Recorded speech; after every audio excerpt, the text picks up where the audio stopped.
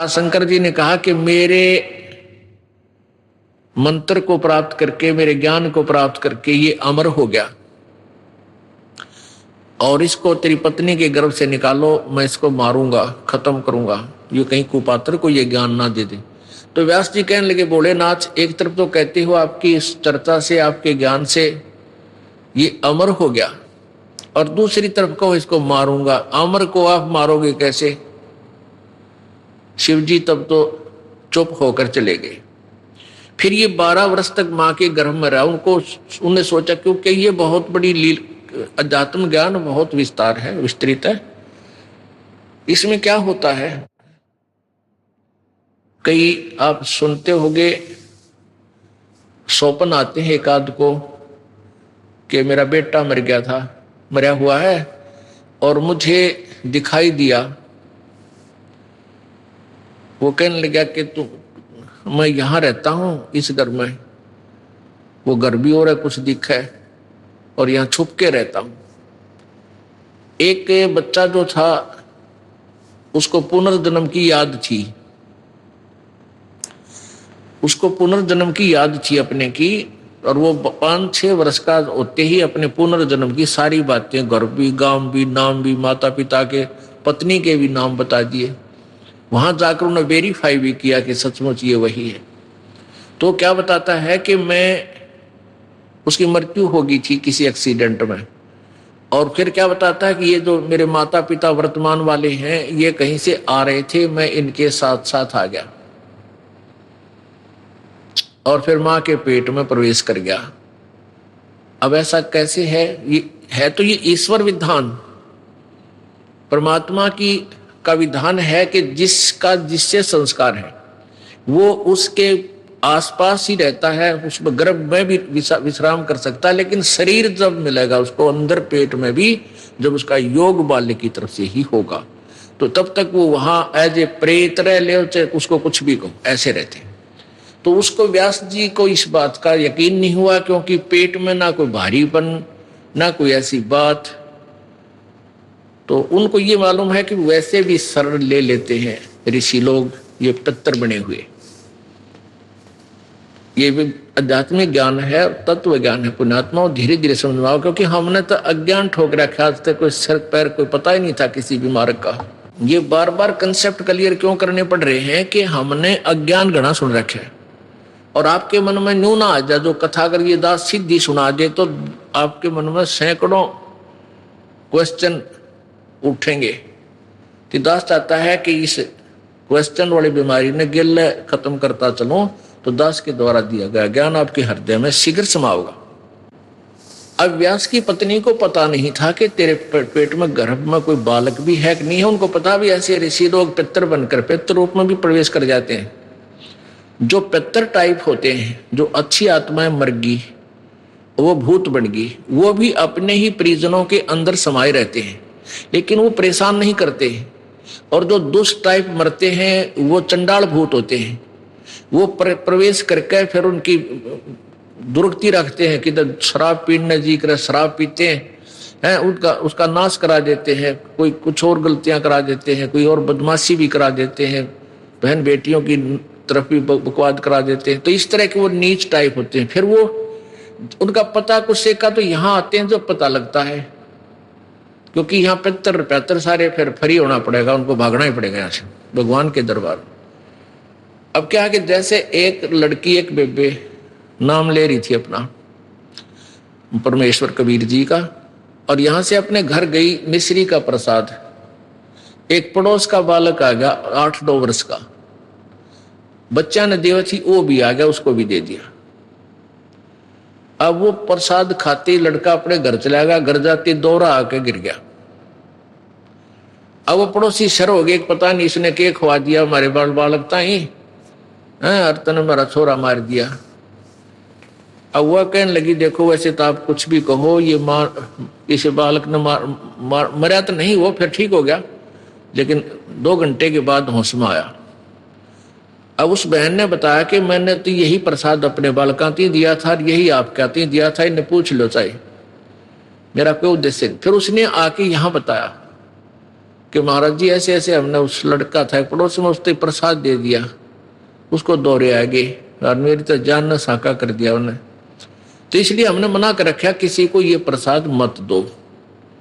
क्योंकि वो क्या था कारण कि वो प्रसाद देने से उसमें प्रेत विद्यमान था, उन्हीं का कोई पत्थर था, और वो प्रसाद खाने से परमात्मा की वाणी से उसमें वो चार्ज हो रहा था। प्रसाद प्रसाद उसी को कहते हैं। जैसे भगवान शंकर जी के, शिव जी के वचनों से वो गंदा अंडा चार्ज हो गया, वो उसमें फिर दोबारा से चेतनता आएगी, स्वस्थ हो गया। तो इस भगवान के वचनों से, वाणी से आप यहाँ आते हो, आपको कोई बीमारी है छोटी मोटी, तो इन वचनों से, सत्संग से भी राहत मिलनी शुरू हो जाती है। और अंदर बच्चा भी कोई ऐसा गड़बड़ वाला हो तो भी स्वस्थ होना शुरू हो जाता है। ठीक है, हम तो दास हैं, फिर भी हमारी कथा परमात्मा ही की सुना रहे हैं। तो इस तरह ये बहुत लाभ देता है। आप बालक को, डॉक्टर को पता होता है कौन सी मेडिसिन और इसको कहाँ असर कर रही है। तो वो क्या था, मैंने उसको बताया, बेटी उसमें प्रेत था। अरे प्रसाद खान दे उसका लागे लठ, वो छोरे मत निकलना नहीं चाहा था, वो इस तरह बेहोश हो गया। फिर वो छोड़कर उसने उसमें से निकलना पड़ा, फिर वो लड़का होश में आ गया। तो ऐसी गलती मत करो, तुम बदनाम भी होगे। उनको कोशिश करो फिर समझाने की, नाम दिलाने की, अपने मित्रों को, भाई बहनों को, पड़ोसियों को, क्योंकि मालिक के दरबार में फिर ये नहीं रहते। तो कहने का भाव दास का ये है कि ऐसी सचीची में सुखदेव जी उसके गर्भ में पहुंच गया, और गर्भ धारण चाहे 10 दिन बाद हुआ हो, शरीर तैयार होना शुरू हुआ, फिर वो उसमें प्रवेश कर जाते। शरीर जब बनना शुरू हुआ माता पिता का योग से, तो उसमें फिर वो जो शरीर में अंग कुछ ऐसी भी होता है कि महीने 2 महीने 20 दिन के बाद भी प्रवेश कर जाती हैं। जो आत्मा सिद्धि युक्त होती है, ईश्वरीय शक्ति युक्त होती है। जैसे बहुत से प्रमाण हैं कि एक ये बताते हैं ना, एक 1000 वर्ष तक जीवित रहा। वो क्या करते थे, भक्ति करते रहते और अपने प्राणों को रोक कर रखते, समाधिस्थ रहते, 10वें द्वार पर श्वास रोक लेते हैं काफी समय तक। तो इस प्रकार उनकी आयु बढ़ जाती है, लेकिन शरीर की नहीं बढ़ती। वो शरीर नष्ट होता दिखा, वो छोड़ दिया। वो क्या, कई कुछ ऐसे कबीले हैं जो जल प्रवाह कर देते हैं, अपनी कोई मृत्यु को प्राप्त हो जाता है बेटा या बेटी, तो वो क्या करते थे ऋषि, कोई युवा शरीर आ रहा होता है ऐसे बहता हुआ, तो उसमें प्रवेश कर जाते हैं। या जैसे कोई उठाकर ले जा रहे हैं, मृत्यु जवान लड़का मर गया, उसको सुहा करने जा रहे हैं, और वहां जाकर के वो सिद्ध पुरुष देख लेता है, अपना शरीर छोड़कर वो घूमता रहता है। युवा लड़का देखा, उसमें प्रवेश कर गया, फिर वो कई कहते हैं भाई वो तो जीवित हो गया, तो वो वहां उठकर वापस आ जाते। कुछ एक का वैसे भी संस्कार ऐसे हो जाते हैं कि वो वैसे भी स्वयं भी जीवित हो जाते। तो ऐसे वो ऋषि लोग क्या करते थे, उस युवा शरीर में प्रवेश करके अपने फिर साधन करने के लिए निकल जाते थे।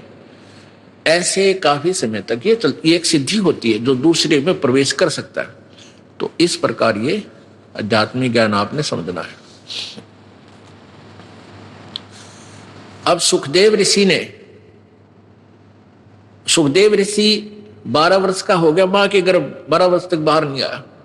अब ब्रह्मा विष्णु महेश दोनों आए, और तीनों आए, ब्रह्मा विष्णु महेश तीनों ने आकर कहा कि व्यास की पत्नी, आपके गर्भ में एक बालक है, उसको हम 2 बात करना चाहते हैं।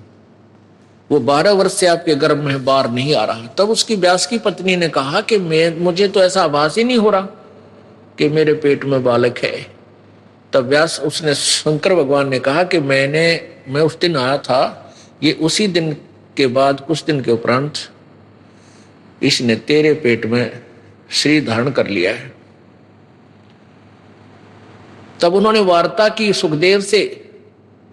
ब्रह्मा विष्णु महेश ने कहा कि सुखदेव बाहर आजा महात्मा भक्त, अब 12 वर्ष तक मां बच्चों को गर्भ में रखेंगी, ये हमारी परंपरा बिगड़ रही है भाई। 9 महीने मुश्किल हो जाते एक मां ने बच्चे को पेट में रखना, और ये कि तूने तो रिवाज बदल दी हमारी, 12 वर्ष तक अगर पेट में सारे रहने लग गए तो समस्या पैदा हो जाएगी, तू बाहर आ जा। अब सुखदेव ऋषि बोला कि भगवान आप बाहर आते ही आप हमें अचेत कर देते हो, फिर हमें कुछ भी सुध नहीं रहती। अब मुझे पता है कि मनुष्य जीवन कितना कीमती होता है, ये केवल परमात्मा पाने के लिए, आत्म कल्याण कराने के लिए मिलता है। और बाहर आने के बाद किसी को कुछ भी सुध-बुध आपके इन गुणों के द्वारा अचेत कर देने से किसी को भी नहीं रहती। आप अपने इन गुणों को रोक लो, अपनी इस त्रिगुणमयी माया को स्टॉप करो, कुछ देर के लिए बंद करो, तब मैं बाहर आऊं। अब ब्रह्मा विष्णु महेश बोले भाई इतनी तो हमारी भी पावर को नहीं, हम इसने रोक सके। हम 1 सेकंड का भी 10वां हिस्सा इतनी देर रोक सकते हैं, इससे ज्यादा हमारी पावर नहीं हम इसको रोक सके। तो सुखदेव जी बोले इतना ही रोक लो तुम। कहते हैं तीनों देवा थम भी माया, और सुखदेव उधर से बाहर आया।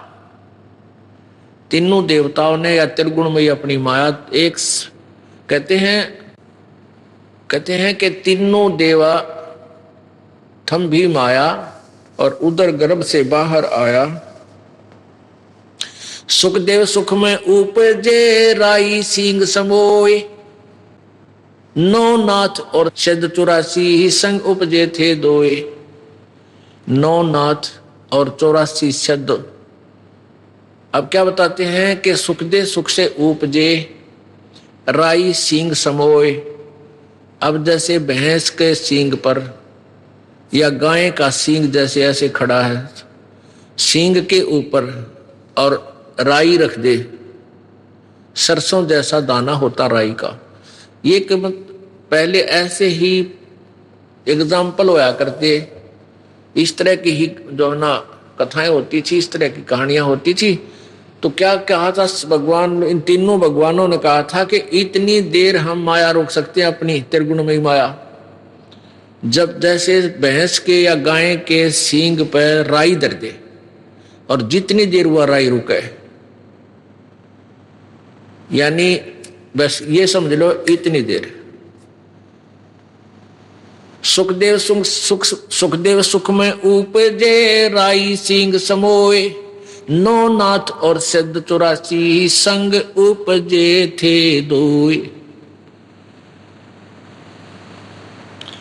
अब जब इन तीनों देवताओं ने इतनी देर माया रोकी थी, अपनी त्रिगुण में माया, अपने इन गुणों को स्टॉप किया था, इससे ज्यादा रोक नहीं सकते, इनको बहुत प्रेशर है।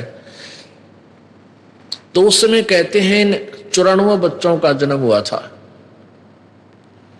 उस समय 94 बच्चे जन्मे थे। उस मुहूर्त के, उस फ्रिक्शन के, उस सेकंड में उनको भी चेतना रह गई थी मालिक के पाने की।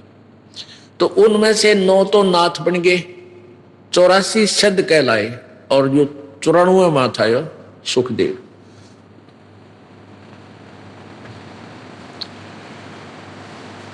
तो सुखदेव जी बाहर आए, उठकर अपनी कमर पे अपनी और नालियों की नो टांग के गेर के कंधे पे स्पीड खींच दी, चल पड़े।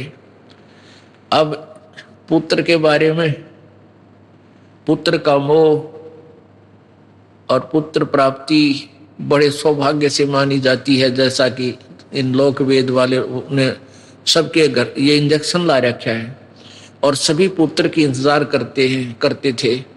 तो 12 वर्ष बाट देखी, मतलब 12 वर्ष के बाद पुत्र आने वाला है। इस खुशी में व्यास जी फूला नहीं समावे, मेरा बेटा होगा, मेरा बेटा होगा। बेटा होया और बेटा उठ के चल पड़ा। तो व्यास ने कहा, अरे पुत्र, ए पुत्र, अरे एक बार शकल तो दिखा दे, न कम में तू चाल पड़ा। तेरे लिए मैं 12 कितने दिनों से भटक रहा था, मैं मेरा पुत्र नहीं हुआ, क्या कोई बालक नहीं हो रहा था। तब पीछे से ही कहता है वो सुखदेव, एक लेवा एक देवा दूतम, कोई किसे का पिता नहीं पूतम, ऋण संबंध जुड़ा एक ठाठा, अंश में सब 12 बाटा।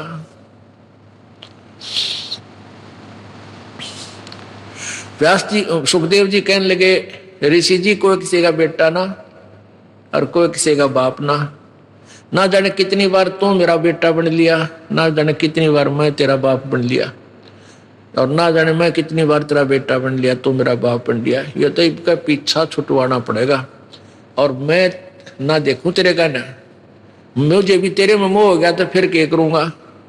इसलिए ऐसे ही निकल गया, आकाश में उड़ गया थोड़ी दूर जाके। क्यों? व्यास पीछे पीछे चल रहा था, बेटा आ जा बेटा, एक बार। अब उसने आकाश में उड़ गया।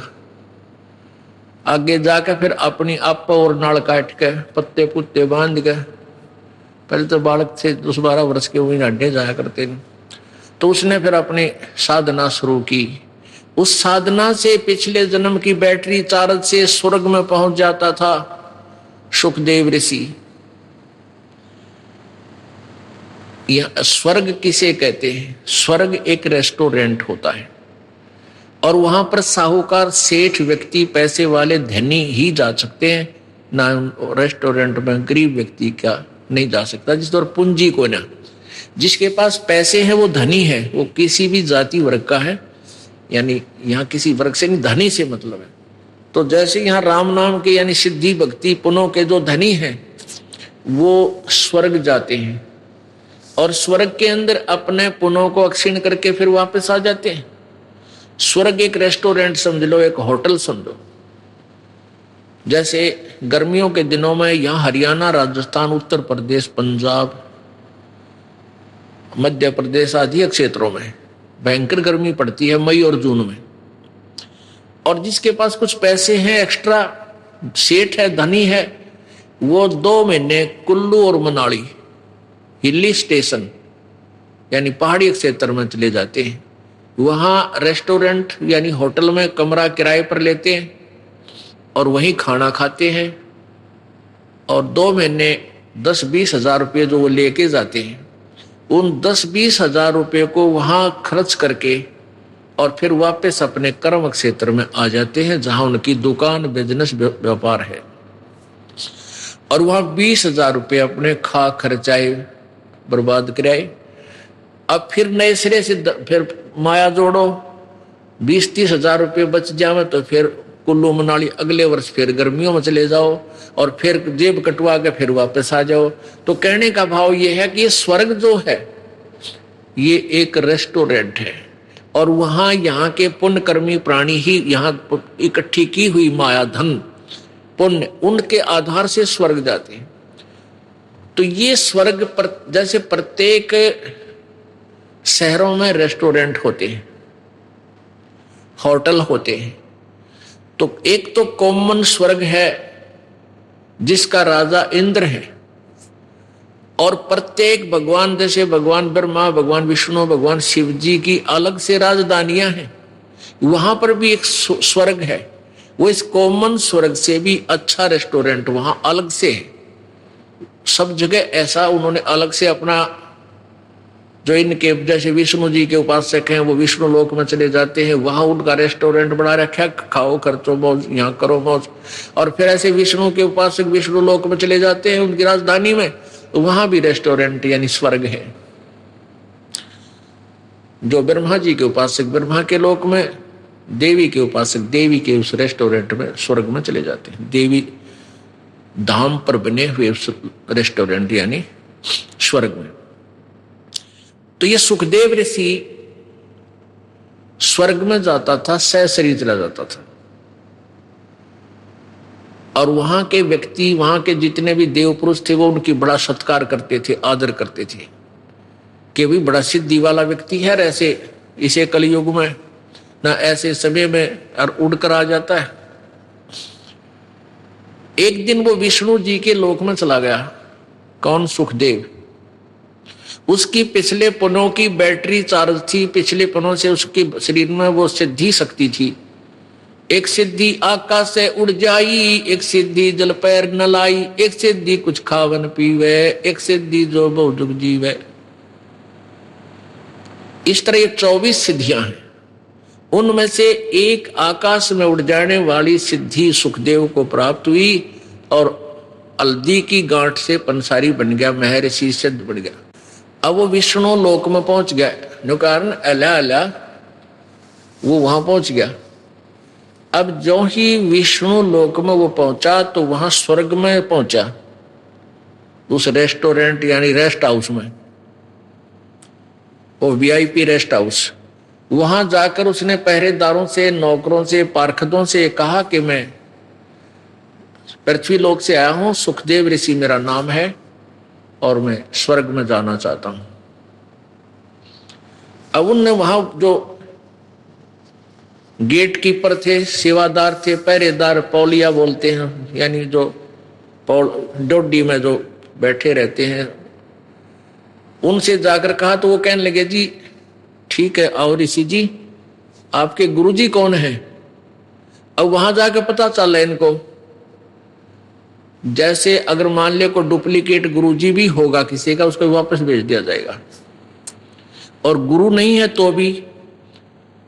तो उसने वहां पूछा कि तुम्हारा प्रताप जी का गुरुजी कौन है, फिर वो रजिस्टर में मिलाओगे वो मान्यता प्राप्त है कि नहीं है। सुखदेव ऋषि कहने लगा मेरा कोई गुरु नहीं है। पार्षद बोले ऋषि जी फिर आपको अंदर जाना अलाउड नहीं है। अब सुखदेव ऋषि कहने लगा क्यों भाई, ऐसी कौन सी बात है, गुरुजी बनाना क्या आवश्यक है, जब मैं बगैर गुरु बनाए ही यहां आ गया हूं, गुरु बनाए हुए भी यहां आते हैं। तो बोले जी हमने तो इस बात का पता नहीं क्यों आवश्यक है क्यों नहीं, पर आदेश भगवान विष्णु जी का है कि जिसका गुरु नहीं है वो स्वर्ग में प्रवेश नहीं कर सकता, इस रेस्ट हाउस में नहीं जा सकता।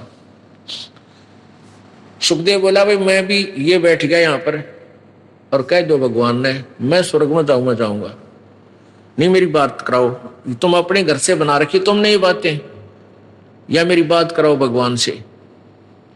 वो पर जो पहले वो नौकर थे, सेवक थे, दास थे, वो गए भगवान के पास के प्रभु एक सुखदेव नाम के ऋषि आए हैं पृथ्वी लोक से, उनका कोई गुरु नहीं है और वो अंदर जाने की जिद कर रहे हैं, हठ कर रहे हैं, हमने आपका आदेश भी सुना दिया पर वो मान नहीं रहे हैं, वहीं बैठे हैं। तो विष्णु जी ने कहा यहां लाओ बुला के। अब जो बुलाकर ले गए ऋषि जी को, अब देखो पुण्यात्मा सुखदेव ने सोचा तो नहीं था कि भगवान मैंने शाबाशी देंगे, कि वाह बेटा वाह कमाल कर दिया ऋषि जी, तने तो बड़ी कमाई करी, बड़ा उत्तम बच्चा है तू, तो बड़ा खुश होंगे और सीने से लगाएंगे, बहुत अच्छी आत्मा है, सत्य सतगुण युक्त भगवान है। अब जब वो सामने खड़ा हुआ सुखदेव ऋषि, तो भगवान विष्णु ने कहा भी यहां किस लिए आया ऋषि जी, कारण बता यहां आने का। जब चेहरे पर वह रौनक ना देखी भगवान का, वादा फ्यूज तो उड़े हो लिया, बात तो बिगड़ गई। कहने लगा भगवान मैं रेस्ट इस स्वर्ग में एंटर करना चाहूं था, आपके पार्षद ना करने देते। भगवान ने पूछा अपने नौकरों से भाई क्यों नहीं जाने देते ऋषि जी को, क्या कारण है? पार्षदों ने बताया, उन सेवादारों ने बताया कि भगवान इन गुरु को नहीं बना रखा, ये विदाउट गुरु है, निगुरे हैं ये। तो भगवान विष्णु बोला अरे सुखदेव तेरी मति मारी गई, तने कोई गुरु नहीं बना रखा? अगर नहीं भगवान कि जाओ और गुरु धारण करो और फिर यहां आओ बेटा, क्यों नहीं रस्ट तुझे स्वर्ग में रखेंगे, बगैर गुरु के यहां आ नहीं सकता, ये नियम है भगवान, अध्यात्म नियम है। अब सुखदेव कहता है कि भगवान उस पृथ्वी लोक पर मेरे तुलना में मेरे बराबर कोई संत ऋषि नहीं है, मैं किससे को गुरु बनाऊं? अब विष्णु जी बोले भाई यह भी तेरी कमजोरी है, यह भी कमजोरी है तेरे अंदर, यह भी एक निकम्मापन बोल रहा है जब तू अपने आप को इतना महान बना बैठा। एक बुढ़ा एक डॉक्टर के पास गया, अब अस्थि पिंजर सा रह रहा, बुढ़ा कति कमजोर, हड्डी चाम सूख गया, मांस सूख रहा। डॉक्टर से कहने लगा डॉक्टर जी मैं जब खड़ा होता हूं मुझे चक्कर आवे, चक्कर से आते हैं। अब डॉक्टर ने देख लिया अस्थि पिंजर रह रहा बुढ़ा, ने बोला बाबा जी तेरा कमजोरी है, यानी शारीरिक वीकनेस है, यानी आपका शारीरिक कमजोरी है, ताकत कोई ना रही, बुढ़ापा आ गया। कहने लगा मेरी पिंडियां में दर्द हुआ है, पिंडी भड़के हैं, यानी पिंडलियों में पीड़ा रहती है, डॉक्टर बोला कमजोरी है। ने बोला कड़ दुख है डॉक्टर जी, कमर में दर्द रहता है। डॉक्टर बोला कमजोरी है। और बूढ़ा छोम आ गया, गुस्सा हो गया। बोला तू डॉक्टर है गम चक्कर, एक के बाद जाना है कमजोरी है कमजोरी है, और भी क्यों मतलब लाल हो गया। डॉक्टर बोला बाबा यह भी कमजोरी है, क्योंकि कमजोर आदमी ने गुस्सा गणा है, जिसमें शारीरिक बल नहीं होता उसमें क्रोध भी गणा हो से, तो यह भी एक कमजोरी है तेरी के लक्षण है। तो उस समय भगवान शिव विष्णु ने कहा कि यह भी तेरी कमजोरी है सुखदेव, जो तू अपने आप को एक मान मान रहा है। अरे महान तो एक का है संसार में, वो परम पिता, और दूसरा अपने आप को इतना अंडी मानना है, वो निकम्मा आदमी है, घोर निकम्मा, और निकल जाए यहां से। और कहा अब जाके राजा जनक को गुरु बना, राजा जनक से उपदेश ले, वो आज के वक्त में मेरे सत्र का और स्वर्ग सत्र का वो मान्यता प्राप्त गुरु है। अब वहां से तो मुंह लटका कर चल पड़ा। अब आ गया उस इंद्र वाले स्वर्ग में, कॉमन स्वर्ग में। अब वहां जब वो पहले आता था तो चेहरा न्यारा खिला हुआ होता था, उस दिन गया था मुंह लटका हुआ था। अब वहां बैठे देवताओं ने पूछा कि आओ महात्मा जी, महर्षि जी, आज किस टेंशन में हो आप, क्या चिंता है आपको।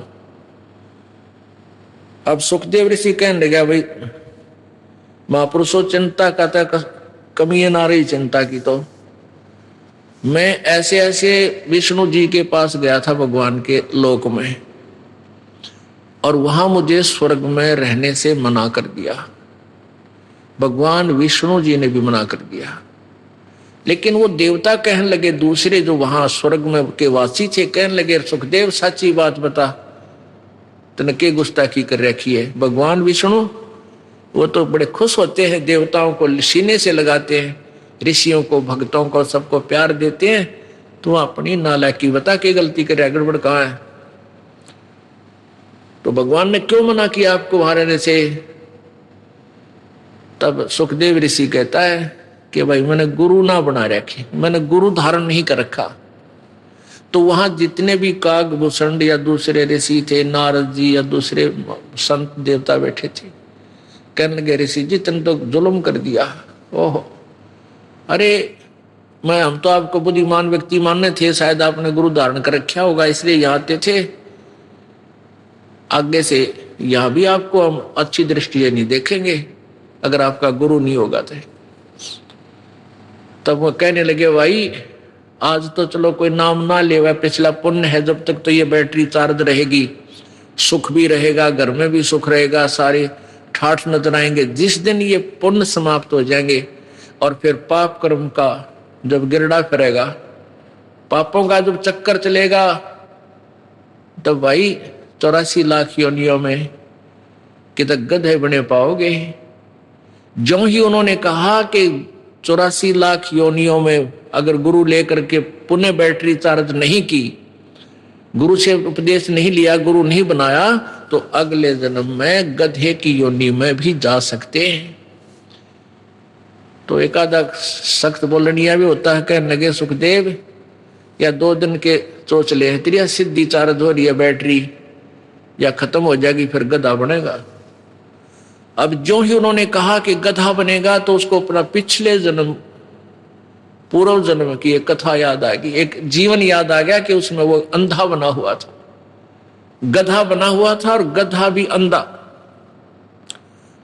तब सुखदेव ऋषि ने कहा कि ओहो आप बात तो सही कह रहे हो, एक बार मैं गधा की योनि भोग रहा था और अंधा हो गया। मेरे मालिक कुमार ने मुझे त्याग दिया, 2 मारे लठ और कर दिया जंगल की ओर। तो मैं चल पड़ा एक पगडंडी पर, चलता चलता चलता चलता दूर जंगल में चला गया। वहां एक थोड़ा सा नाला था, उस नाले में मैं गिरने लगा। मैंने अगले पैर जब जाने लगे, मैंने थोड़ा सा आगे को भागना चाहा, इतने में अगले पैर आगे से जा टिका अगले किनारे पर, पीछा टिक गया पिछले किनारे पर, पुड़ी बन गई मेरी, फिक्स हो गया, नीचे पैर टिके नहीं।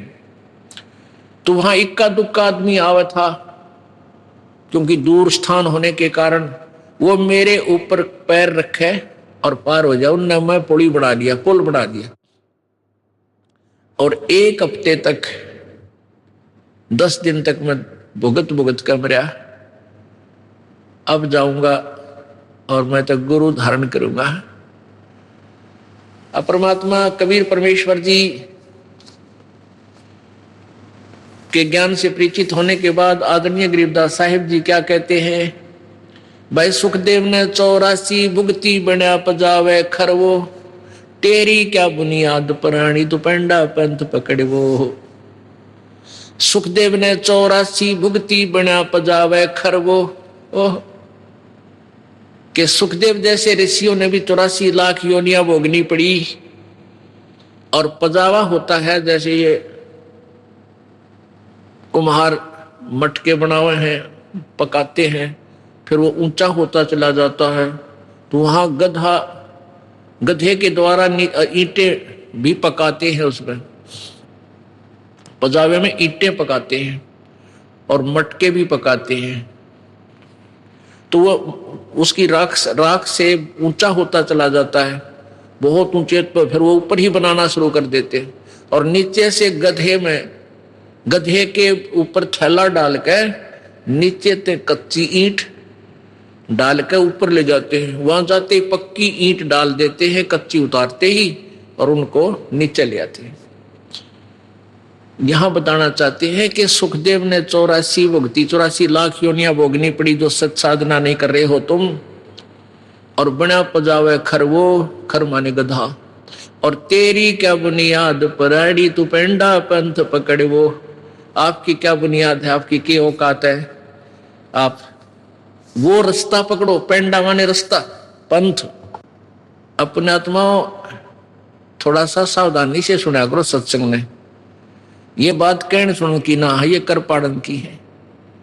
ये कोई कथा नहीं, हम कोई कथावाचक नहीं है। हम आपके ये इंजेक्शन ला रहे हैं, और जो इस इंजेक्शन की दवाई ना अंदर नहीं जान दोगे, कान नामक है, इंजेक्शन लगते हैं ये, और तुम कान ठीक नहीं रखोगे, इंजेक्शन की औषधि बाहर गिर जाएगी। वो लाभ के देगी आपको, क्यों दो, यहाँ किस लिए आए, फिर आपको लाभ क्या होगा? ये मानव शरीर सदा नहीं रहेगा। और इस मानव शरीर का उद्देश्य क्या है, वो आपको सत्संग से ही पता चलेगा। समाज में तो आपको जितना ज्ञान था वो आपको पता है, केवल रोजी रोटी पेट भरने के धंधे तक ही वो आपको ट्रेनिंग देते हैं। अब इस कथा से आपको हर तरह से शिक्षा मिलेगी। तो क्या फिर सुखदेव ऋषि ने उन ऋषियों से कहा कि महात्माओं बात तो आपकी ठीक है और गुरु भी बनाऊंगा, लेकिन भगवान ने तो एक और समस्या पैदा कर दी। अब वो ऋषि बोले, वो देवता बोले वहां के, कहने लगे सुखदेव पहले तो तने बोलने का बेरा नहीं। अरे भगवान समस्या पैदा करते हैं कभी? अरे तो उनको समस्या मानता, जो भगवान तुझे कोई वचन बताए होंगे, कोई ज्ञान दिया है, उसको तू समस्या कहता है। अब उसने क्या कहा कि भगवान ने एक समस्या और मेरे सामने खड़ी कर दी। वो देवता बोले क्या खड़ी कर दी भाई? ऋषि जी बताओ। कि भगवान ने कहा है कि राजा जनक से नाम ले, उनको गुरु धारण कर। अब क्या कहता है वो सुखदेव ऋषि? ठीक है, अच्छी आत्मा भी थी, सिद्धि भी थी, पिछले पुण्य भी थे, लेकिन शिष्टाचार और अभिमान, शिष्टाचार नहीं था, अभिमान का भरा पड़ा था। और अभिमान इस प्राणी को किसी भी प्रकार का हो, वो भगवान से कोसों दूर रखता है। अभिमान और भगवान का खड़ा एक्सीडेंट है। जिसके अंदर जरा सा भी अहम है, अभिमान है, भगवान निकट नहीं आ सकता।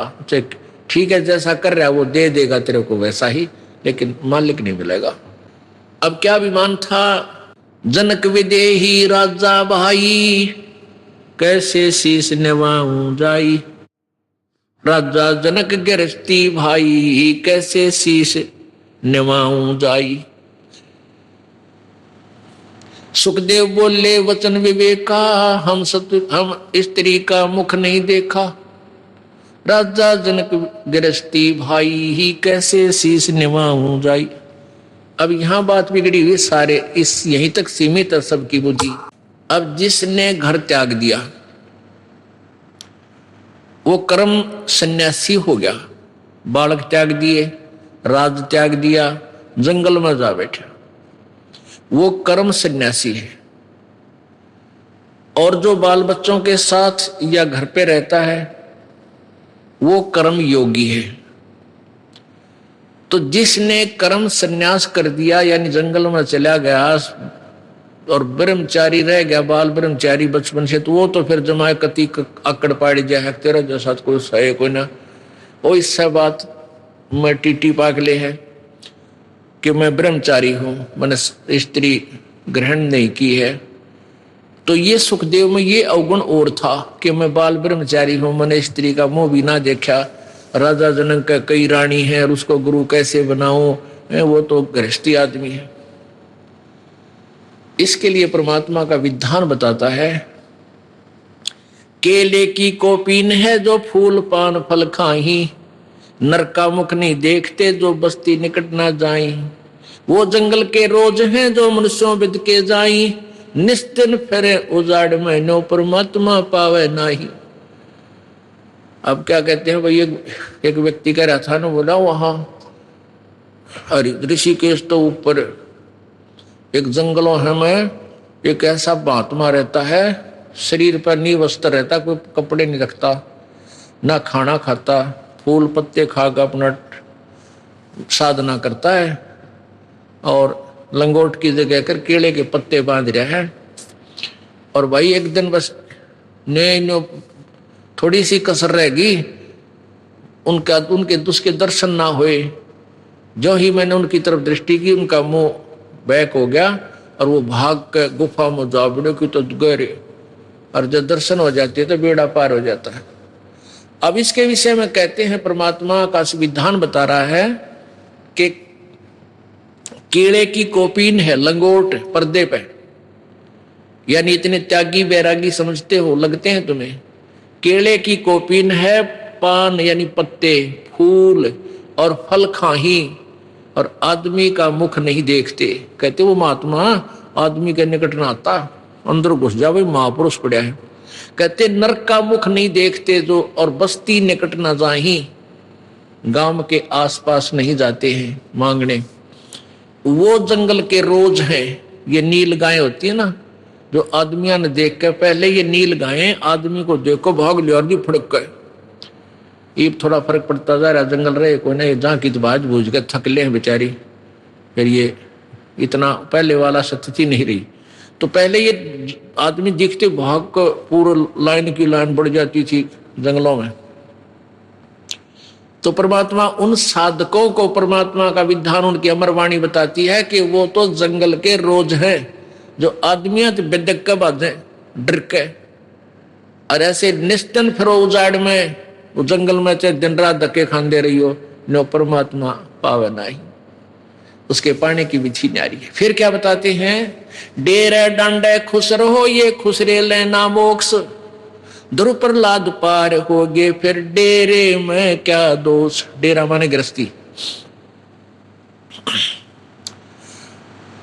अब क्या बताया परमात्मा की अमरवाणी क्या बता रही है, सच्चिदानंद की घन की वाणी में विस्तार से कहे गए सारे ज्ञान, तत्व ज्ञान, जो गीता जी अध्याय नंबर 4 के श्लोक 32 में कहा, जिसके विषय में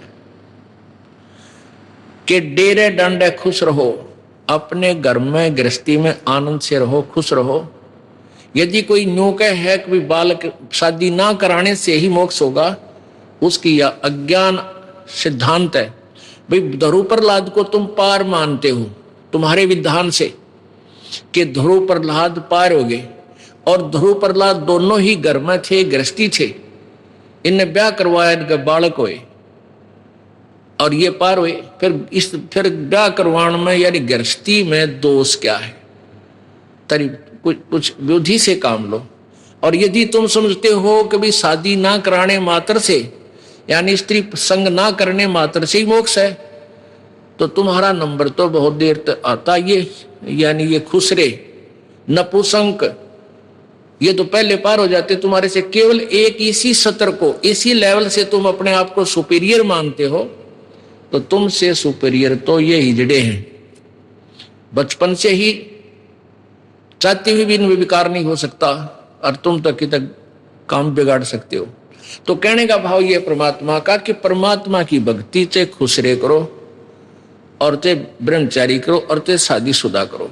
लेकिन दुराचार बुरा है तो सबका काम बनेगा, लेकिन शास्त्र अनुकूल हो। अब यहां समस्या और आ जाती है। गीता जी अध्याय नंबर 3 के प्रारंभ में ही 8-9 श्लोकों में स्पष्ट किया है कि एक तो कर्म सन्यासी, एक कर्म योगी।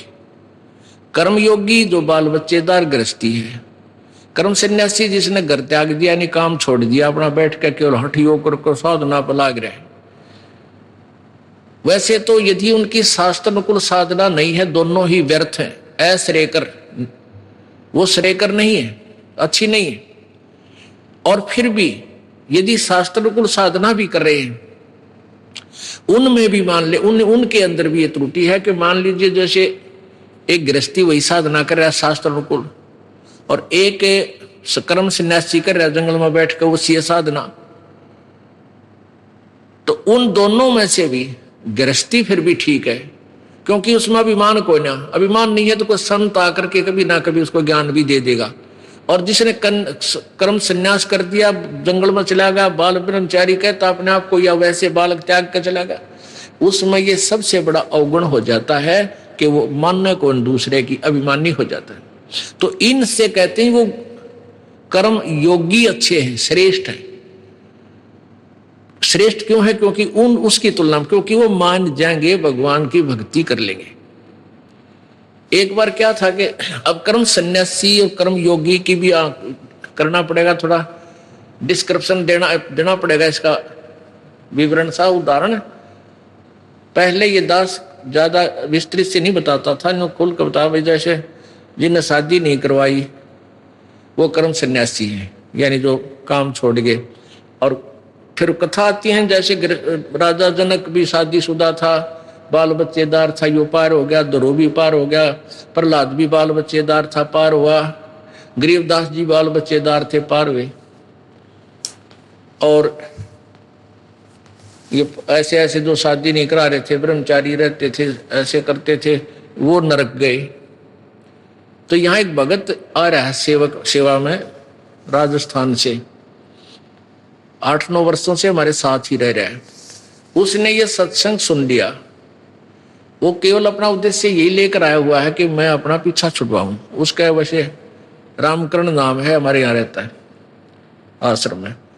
तो उसने 2-3 बार कुदरती ऐसा सूत बैठ गया, शॉर्टकट में वो बात ऐसी बतानी पड़ गई, तो उसका वहम हो गया कि भाई जो शादी करावे है वही पार होंगे, और जो शादी नहीं कराता मैं तो रह गया। फिर तो उसने सोचा तो बात बिगड़ेगी, यानी उसका उद्देश्य जो था परमात्मा पाना चाहिए, चाहे ब्याह करवाना पड़ेगा, मैं ब्याह शादी भी करवाऊंगा।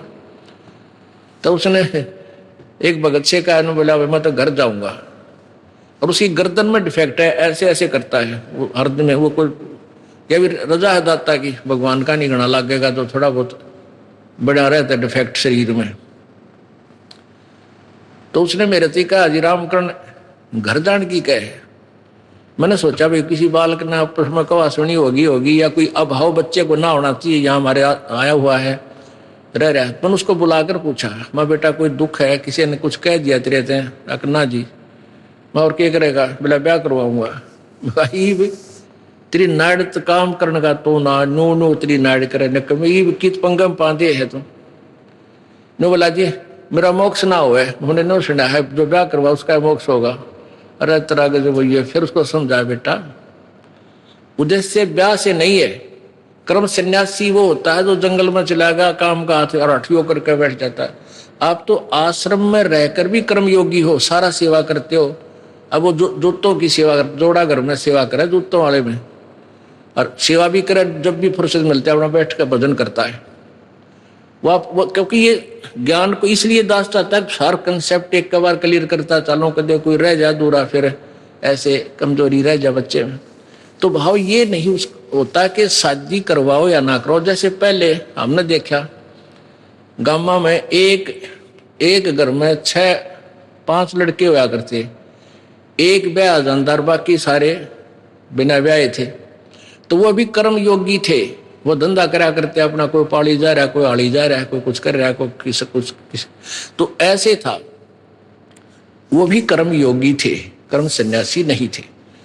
तो कहने का भाव ये है कि अब परमात्मा कह रहे हैं, अब सुखदेव को ये अभिमान हो गया कि मैं तो बाल ब्रह्मचारी और राजा जनक गृहस्थी भाई और कैसे शीश निभाऊं जाई। ये अभिमान और हो नकलियों में जो घर छोड़ के आंडे हैं, लाल कपड़े पहन के। ये मैं सुना करता, इनके पास जाता था, बैठता, तो एक दूसरे ने कहते थे तो गृहस्थी को अपने पास बैठाता है, यानी उनका आसन होता था। जैसे एक चारपाई पर बैठ गया एक बाबा जी, और उसने को बैठा लिया अपना लाडला सा चेला भी अपने पास, घरवाला अकाजा भाई। दूसरा देख लेना, उसने जाते घेर दे, क्योंकि तूने गृहस्थी को अपने बराबर बैठा लिया। तो संत में और गृहस्थी में क्या अंतर रहा, ये तक वैसे यहाँ तक उलझ पुलझ हो रहे थे। तो वो ही बीमारी राजा इसमें सुखदेव ऋषि में थी कि मैं तो एक बाल ब्रह्मचारी, मैं गृहस्थी में, और वो राजा जनक एक राजा और ऊपर से फिर गृहस्थी। एक नारी त्याग दीनी 5 नारी गैल वे। ये नारी घर ने त्याग के कौन जाता है, जो ये महसूस करता है कि मेरी भक्ति में मेरी पत्नी बाधक है, और वो घर त्याग कर जंगल में चला गया। तो परमात्मा का विधान बता रहा है, एक नारी त्याग दीनी 5 नारी गैल वे, पाया ना द्वारा मुक्ति का सुखदेव करी बहु सैलवे। एक नारी त्याग दीनी, भक्ति में बाधक जो पत्नी थी वह तने एक त्याग दी, और ये 5 और रही, काम क्रोध मोह लोभ अहंकार। ये 5 नारी यानी भक्ति बाधक तेरे संग वे गैल वे, और पाया नाम द्वारा मुक्ति का सुखदेव करी बहु सैल वे। सैल सपट्टे बहुत करे, सैल माने सैर, कदे स्वर्ग मर, कदे दूसरे स्वर्ग मर, कितने सैर सपट्टिया मर, कहते नो मालिक ना मिलता। वो कैसे मिला, कबीर परमेश्वर कहते हैं, गर्भ योगेश्वर गुरु बिना बई लग गया हर की सेव, कह कबीर बैकुंठ से फेर दिया सुखदेव। गर्भ योगेश्वर यानी मां के गर्भ में ही इतना ज्ञानी पा के गया था वो गर्भ योगेश्वर सुखदेव। कहते हैं स्वर्ग में चला गया बिना गुरु के, वहां से उसको वापस फेर दिया, वापस पटक दिया। गर्भ योगेश्वर गुरु बिना वो लग गया हर की सेव, कह कबीर बैकुंठ से वो फेर दिया सुखदेव। राजा जनक गुरु किया फिर किन्नी हर की सेवे, कह कबीर बैकुंठ में वो उलट मिले सुखदेव। वो फिर स्वर्ग में गए राजा जनक को गुरु बना के। अब राजा जनक कैसे गुरु बनाया, अब सुखदेव वहां से चलकर आ गए स्वर्ग से, उन ऋषियों से वार्ता करके, देवताओं से। उसका फिर भी ना जच्ची बात, तक अपने पिताजी के पास चलता हूं। व्यास जी बड़े पहुंचे हुए हैं, 4 वेदों का राइटर हैं, और ऐसे ऐसे बड़े महान आत्मा है हमारे पिताजी। अब उनसे मिलो, देखो गरतांडी पाक के गया था कि मैं बाप का मुंह भी देखूं कि जब मेरा मुझे ममता हो जा। ये उनकी अपनी लोक वेद था, अपनी सोच थी। अच्छी सोच होते हुए भी डिफेक्टिव थी, क्योंकि वो सुचारू नहीं थी, वो शास्त्र अनुकूल नहीं थी। अभिमान हो गया कि मैंने पिता का मुंह भी नहीं देखा, चल पड़ा। और फिर पिताजी के पास आना पड़ा, सुखदेव के पास आया ना। सुखदेव अपने पिताजी व्यास जी के पास आए और कहा, पिताजी प्रणाम। कहा गया पुत्र, कहा गया पिताजी। बड़ी खुशी हुई, सीने से लगाया, पिता ने प्यार किया, बैठा दिया, भाई गणे दिन में आया है बेटा। फिर कहने लगा, पुत्र आज कुछ मायूस से नजर आ रहे हो, टेंशन किस बात की है आपको? अब सुखदेव ने सारी कथा बता दी, कैसे ऐसे भगवान विष्णु के लोक में गया था, उन्होंने नहीं मुझे स्वीकार किया और कहा गुरु बनाओ, और गुरु बनाने के लिए भी राजा जनक को कह दिया। अब राजा जनक गृहस्थी, बाल बच्चेदार, मैं कैसे जाऊं।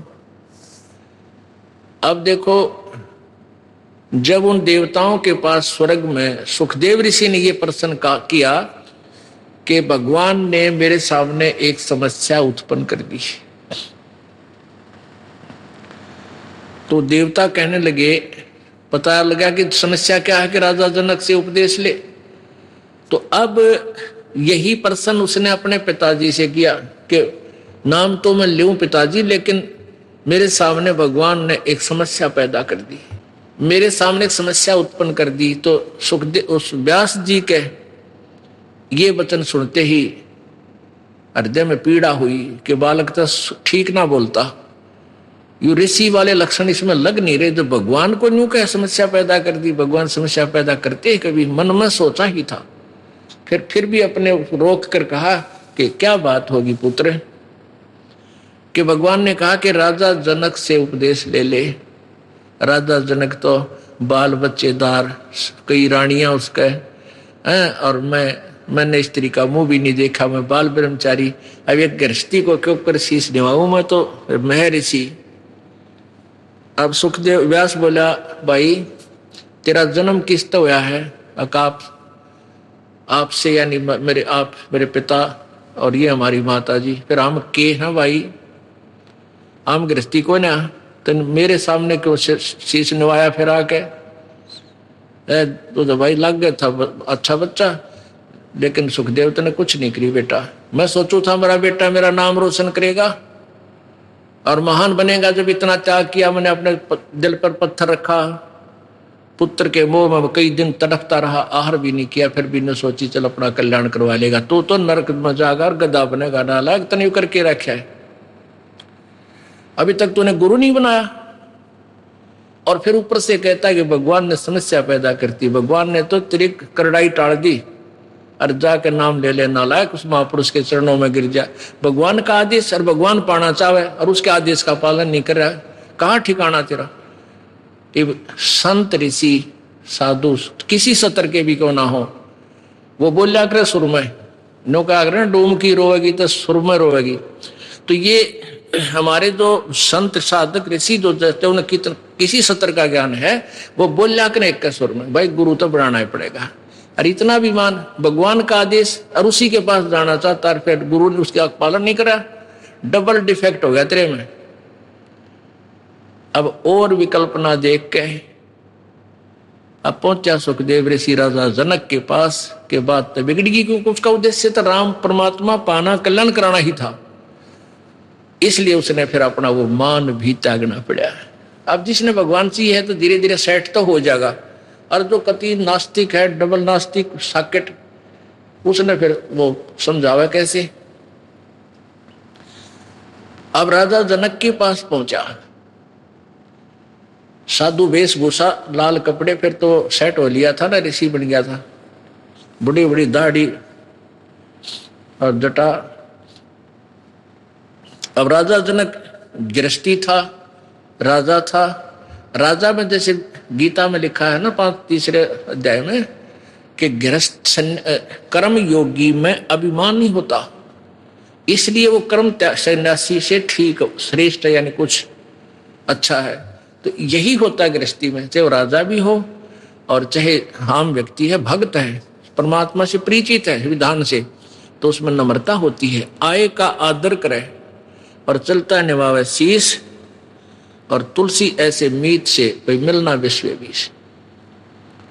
आय का आदर नहीं, नाने नन में ने तुलसी वहां ना जाइयो चाहे कंचन वर्षा में। ये जो तुलसी जी की जो वाणी है, ये व्यवहार में ज्यादा है। अब कई यहाँ इस बात को ये यहाँ लागू नहीं होती सत्संग में, यहाँ तो ये लागू होती है कि संत मिलन को जाइए तजमाया अभिमान, और जो कदम आगे रखे ओहे एक समान। यहाँ तो कोई आदर मान अपमान करो कि ना कोई, मम संत शरण जगत जान छोई। यहां आप आते हो परमात्मा पाने के लिए इस दास के पास, आपको यहाँ कोई उलट सुलट बोल भी जाता है कोई, उसकी परवाह नहीं करनी, जिसने भगवान चाहिए। मान अमान करो क्यों ना कोई, चाहे समाज वाले भी आपका मान अपमान करें। और मम संत शरण जगत जान छोई, यानी यहाँ थोड़ी सी अपने अपने विचारों में भी अंतर होता है। ये परम संत पूर्ण परमात्मा के विचार हैं और वो तुलसीदास के एक व्यवहारिक विचार हैं। लेकिन यहां थोड़ा सा लागू होता है कि गृहस्थी के पास कोई भी आता है तो सबसे पहले प्रणाम करे। सत साहेब, जैसे हम सत साहेब बोलते हैं, मान ले कोई राम राम बोलता है तो उसको राम राम ही में उत्तर दे देवे। नमस्ते करता है तो नमस्ते जी, आओ बैठो, तो उसका आदर सत्कारी स्वाभाविक गुण होना चाहिए गृहस्थी में। तो ऐसे वो जो कि पहले वाले सभी में ये विद्यमान था।